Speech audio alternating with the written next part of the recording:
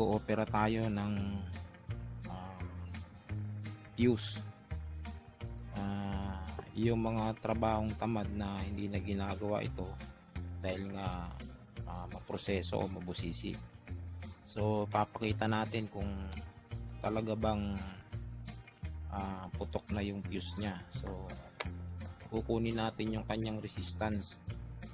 Ang pag-check ng fuse dito sa wiring nya, kukunin natin yung common, lalagay natin, tatap natin yung isang test prod natin, and then yung 1, 2, 3 natin kukunin natin sa isang test prod natin. So kahit magkabaliktad yung test prod natin, okay lang yun kasi walang polarity ang resistance. Kukunin natin kung gumagana pa yung fuse. Yan. So wala. Pero magkakaroon ka ng pag-asa kapag yung 1, 2, 3 mo ay nagkaroon siya ng resistance. Ibig sabihin may pag-asa pa na ma-opera mo siya. Ayan, meron siyang resistance. So may pag-asa na kung makukonek mo yung kanyang fuse at gumana na yung common mo sa 1, 2, 3, nagkaroon na ng resistance, ibig sabihin meron ka ng 70% na pwede nang mabuhay yung motor assembly mo. So ang gagawin muna natin para maayos yung pag butingding mo o pag-o-opera natin, kailangan mong ikat muna yung capacitor para hindi siya nakakaistorbo. Ito, iunat muna natin siya. Iingatan lang natin na sobrang lambot ng paghawak ang kailangan dito, hindi yung bara-bara. Yan. After na maunat natin yung sa capacitor para hindi siya nagiging sagabal, paghihiwa-hiwalay na natin itong nakabungkus na ito. Yan mga yan. Yung wire nya, so ito, i-check natin dito kung may putol. Pag wala siyang putol, tutuloy lang natin. So paghihiwa-hiwalay natin yan, hahanapin natin yung connection ng fuse. So kalimitan ng fuse ay kukonek siya sa line, sa common, at saka isa sa capacitor. So yung fuse niya ay nakakonek sa common, gray. So dito ang connection niya ay white sa common. Pagdating dito sa kanyang kaduksong, ang capacitor mo ay gray at saka red. Kaya yung white mo kukonek sa gray, magiging magkasama siya dyan. So hindi siya tatawid ng gray kung putol na yung line mo, yung fuse mo na galing sa common. So ang ginagawa ng iba, i-connect yung common, puputulin dito sa bandang to, i-connect niya dito sa gray, sa line capacitor. So pag pinandar niya at nilangisan niya, okay na, andar siya. Pero may back job yan kasi hindi mo nakita yung rotor, shafting at saka yung bushing mo, pati yung stator mo. Hindi mo yun na-check dahil hindi mo naman siya binuksan. So ito yung nagpapatamad dun sa mga iba nating technician at saka electrician na gumagawa ng electric fan, kahit ng washing ganun din, pati dryer. So pagka natapos natin ito na mapaghiwa-hiwalay para hindi siya delikado na trabahuhin, kailangan yung isang capacitor mo, iwalay mo muna siyang ganyan. Then yung 1, 2, 3 mo, iwalay mo din. Tapos kunin mo yung common mo, yung white, ito. Wala kang puputulin dyan. Iayos mo lang yung pwesto para maganda kang, maayos kang makapagtrabaho. Ayan. So yung capacitor, nabanggit ko yan sa sa unang video, after na tumuloy itong common natin white, so ito yung dulo niya white, tatawid siya ng fuse. Sinabi ko yan sa unang video ko, and then sinabi ko rin na pagtawid niya ng fuse, kukonek siya sa isang line ng capacitor, and then meron siyang isang coil na papasok naman sa ating rewind. So kung ano yung binanggit ko, yun yung actual. Walang magkaiba sa binanggit ko at saka sa actual. So pareho siya. Ngayon, wala ka dyang kailangan na putulin sa pagpapalit ng fuse mo. Itong balot ng fuse na ito ay pwede mo na siyang tanggalin sa pamamagitan ng isang gunting.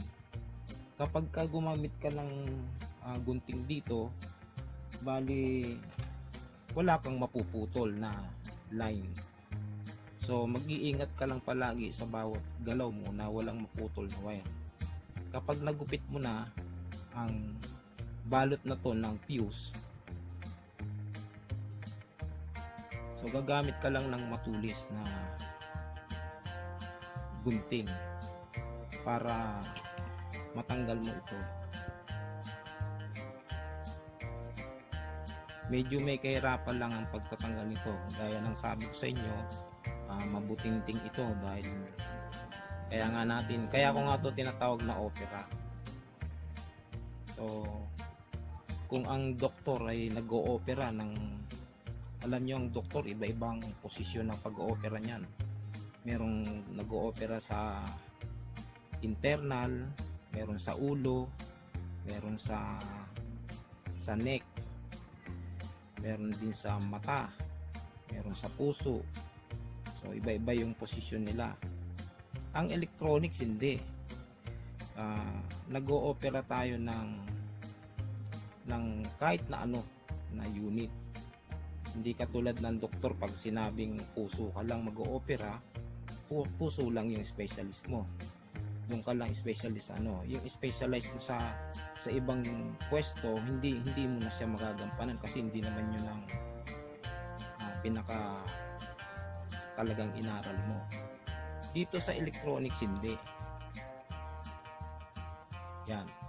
Pag napalabas mo na yung dalawang dulo ng fuse, so ikakat na natin yung balat o yung pinakatakip para hindi na siya sagabal. Yung kabilang dulo, kapag nakita mo na siya, pwede mo na siyang kayasin para lagyan natin ng hinang. Pag nalagyan ito natin ng tingga, after na makayas, dun tayo kukuha ng fuse na ilalagay natin dito.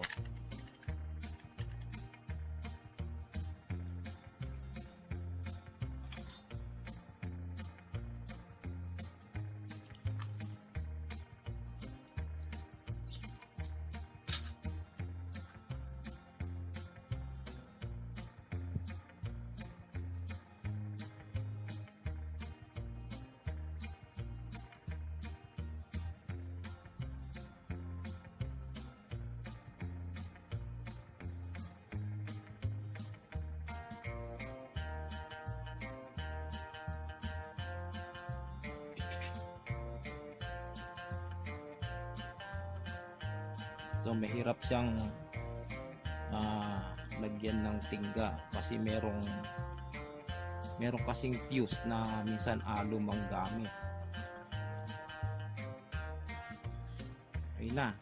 So nalagyan na natin siya ng dalawang hinang sa kabilaan niyang ngayon ang gagamitin nating fuse ay stranded wire. Kukuha lang tayo ng stranded wire na pwede nating siyang gawing fuse.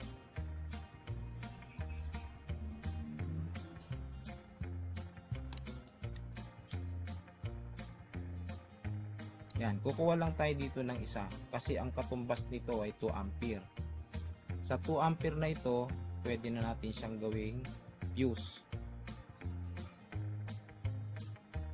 Ang technique na to po ay galing sa technique ng old school ng ng amplifier at saka ng CRT tube, CRT type na TV. So ito yung ginagawa naming paraan na hindi na kami bumibili ng fuse, ito na yung ginagamit naming fuse. Dahil ang nasa loob ng fuse na binibili natin ay ganito rin. So depende sa wire na nakakabit. Merong 1.5, may 1.2, merong 2, merong 3.5, may 3. So ito 2 ampere kalimitan na ginagamit sa electric fan. So itatap natin siya dito, kabilaan. And then pag naihinang na natin siya, i-check natin kung connected, naka-connect na yung common mo dun sa 1, 2,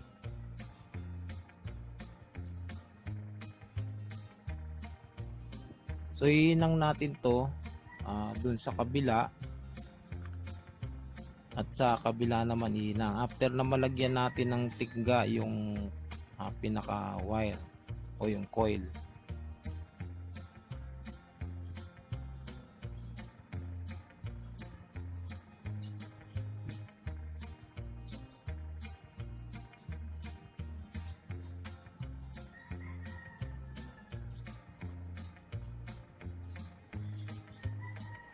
ngayon pagka naihinang na natin, medyo may kadiliman lang yung pwesto ko, so pero okay naman, kita naman yung pag naihinang na natin siya sa magkabila, yung common mo ngayon na white ilalagay na natin, test rod natin, and then yung 1, 2, 3 natin, titingnan natin kung magkakaroon na siya ng resistance. So pag nagkaroon siya, ibig sabihin connected na yung fuse mo. Yan, meron na siya. Yan. Yan. So kompleto na po. Connected na ngayon yung fuse mo. So gugupitin mo na lang yung natira para malinis.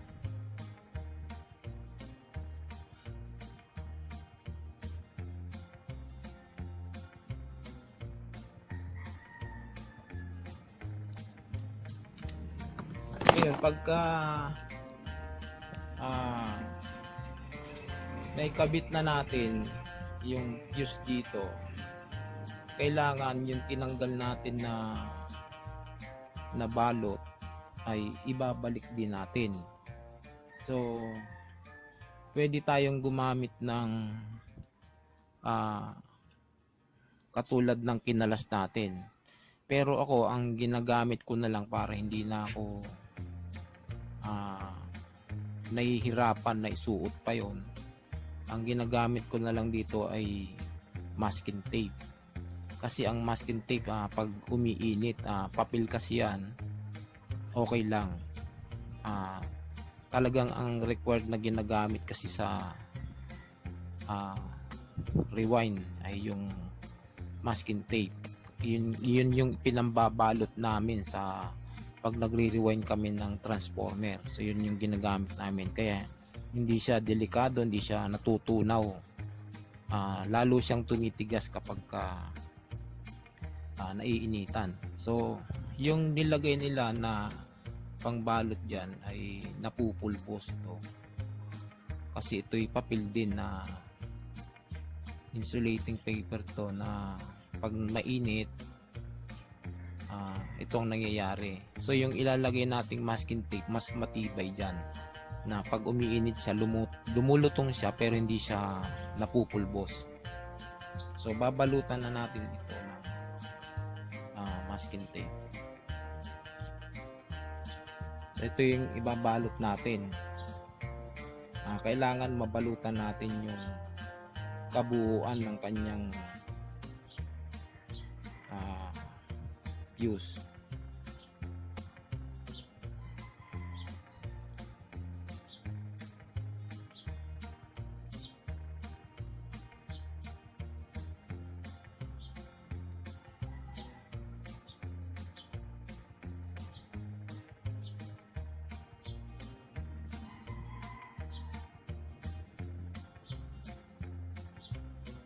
Yan. Yan na yung pinaka pang replace mo doon sa tinanggal natin na balot niya kanina.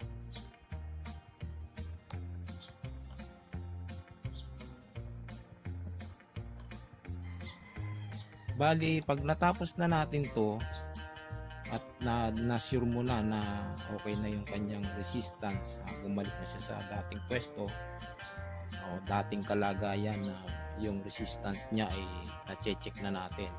So dito sa wiring niya, napatunayan mo naman na wala siyang putol. Kasi itong industrial, malalaki yung coil niya. Ang number nito ay 31 siguro o 33, ganyan. So ibabalik na uli natin siya sa dating pwesto. Kung ano yung kanyang pwesto nung tinanggal natin siya, ganun mo din siya ibabalik para maitali mo siya ng maayos. So dito meron tayong tinanggal na isa, babalutan natin siya. Yan. Tapos ibabalik natin siya sa dati niyang itsura, sama yung capacitor.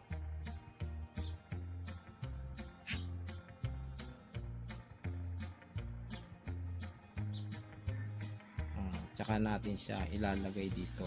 So ganun pa rin yung posisyon. Yan, tatalian natin dito tsaka doon. So bago natin siya talian, kailangan muna nating latagan ng sapin dun sa ilalim. Ang ilalagay natin ay ganun din, masking tape din.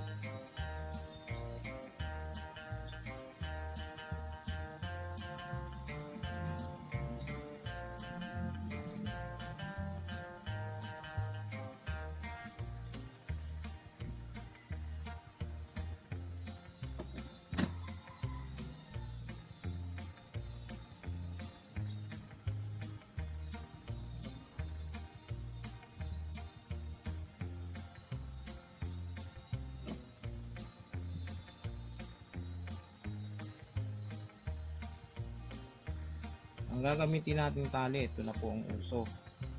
So para madali na siyang, di na tayo mananahi.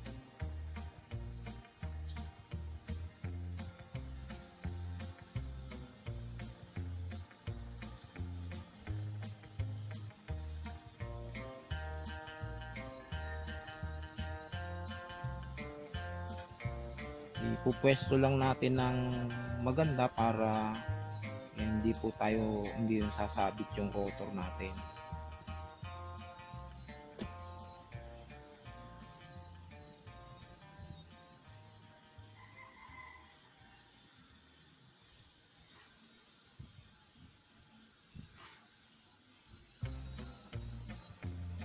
Pag nagsusuot po tayo ng tali ng ganito, sisiguraduhin natin na yung sinuutan natin doon sa ilalim ay wala pong nakasabit na coil.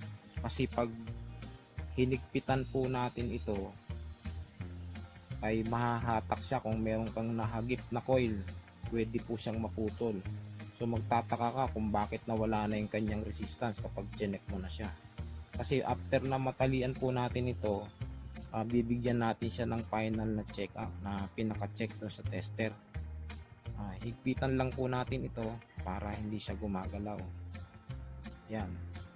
So nabalik natin siya sa dati ng pwesto niya. Ngayon, para masigurado nyo po na okay na yung kanyang resistance, kasama po ang capacitor at ang line capacitor, kailangan kasama sa pag-check natin para sigurado tayo na okay na siya. Okay, check na po natin para ipa-final na natin kung yung ginawa nating pagtatali, walang naputol na wire, at yung ating paglalagay ng fuse, kung hindi ba natanggal dun sa hinang o wala ba tayong naputol nung ginagalaw-galaw natin. So ito, common, then 1, 2, 3, meron, tapos yung ating line capacitor, yung gray, kailangan magsisiro po yan dahil konektado po yan sa common. Yan, 0. So yung red natin ang capacitor. So ang reading ng capacitor natin mataas. Yan, hindi siya kaparehas ng sa 1, 2, 3. Mas mataas yung reading niya kasi capacitor siya. So ibig sabihin, nagawa na natin yung pagpapalit o pag-oopera natin doon sa paglalagay ng fuse ng hindi natin nilalagay sa labas. So ikakat natin yung sobra sa tali. Yan. Ngayon ito, pwedeng magkaroon ka ng trouble dito, kaya ipupwesto mo siya ng tamang pwesto dahil pwedeng tumama ito sa back housing natin. Yan. Okay, ito na yung dinoktor natin, inopera natin na putok ang fuse. Industrial siya. Tetestingin na natin kung matapos nating hugasan yung mga gamit niya. So yung kanyang shafting bushing, capacitor, spacer, washer, na testing na natin yung capacitor kung okay pa. So lahat yun na check kung okay pa lahat. So wala siyang naging problema kahit na alin man sa mga binanggit ko, kundi talagang putok lang yung fuse niya. So after na madoktor natin o ma-opera natin, inassemble na natin siya. So testingin na natin siya kung okay na.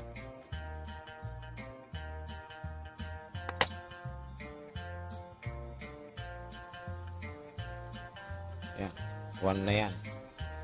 Yan 2. Yan ang 3.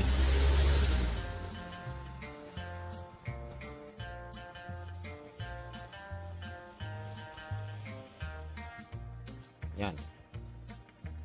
Okay na. Ngayon, pag-usapan natin kahit konti patungkol dun sa pagputok ng fuse. Bakit ba pumuputok yung fuse? Mga halimbawa, binili mo siya ng bago, mga 2 to 3 months, hanggang 4 months, o sagad na natin 6 months. Pumutok na yung fuse niya. Hindi na siya umiikot talaga, magtataka ka bakit humuhugong.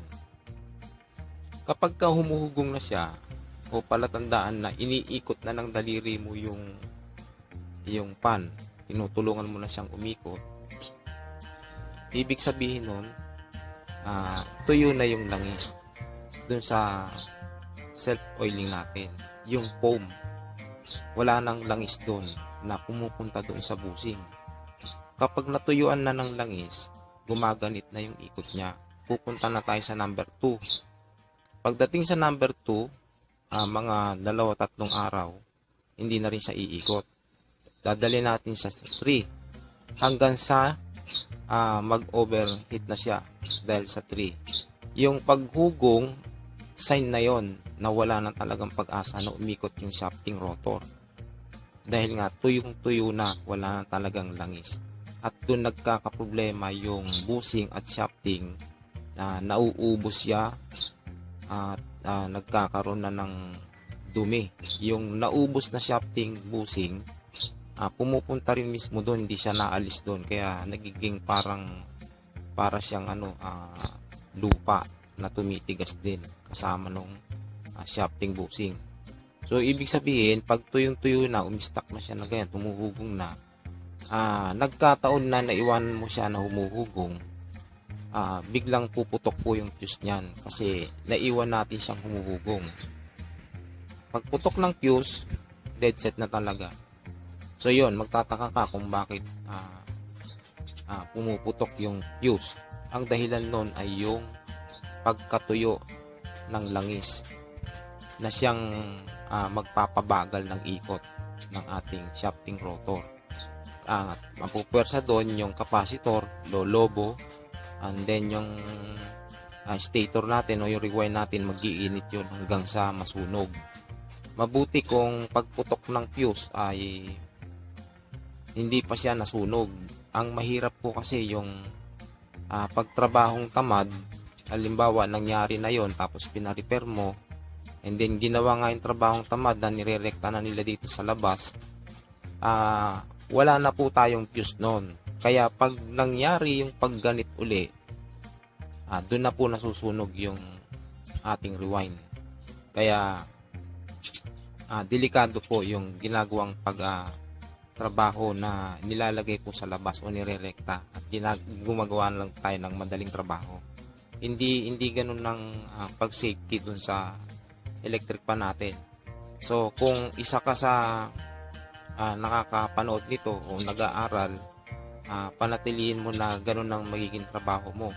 At kung ikaw naman ay hindi naman pangarap na mag-aral nito na maging trabaho mo, at ikaw naman ay isang nanay o tatay, makakatulong ito para hindi ka na gumastos. Gawin mo lang yung mga napanood mo para mai-safety mo yung electric pan mo at yung bahay mo. Kasi minsan pinagmumula ng sunog yung electric pan, nasusunog yung ating bahay. Kaya malaking tulong po ito para makaiwas tayo sa disgrasya at mai-safety natin yung mga electric pan natin. Malay nyo, mga 5 electric pan sa isang bahay ay natuto kayo na gawin na ito, hindi na kayo gagastos. So yun po yung para sa fuse natin, kung bakit siya pumuputok at kung paano naman siya ino-opera na maibalik sa dating pwesto yung ating stator o rewind.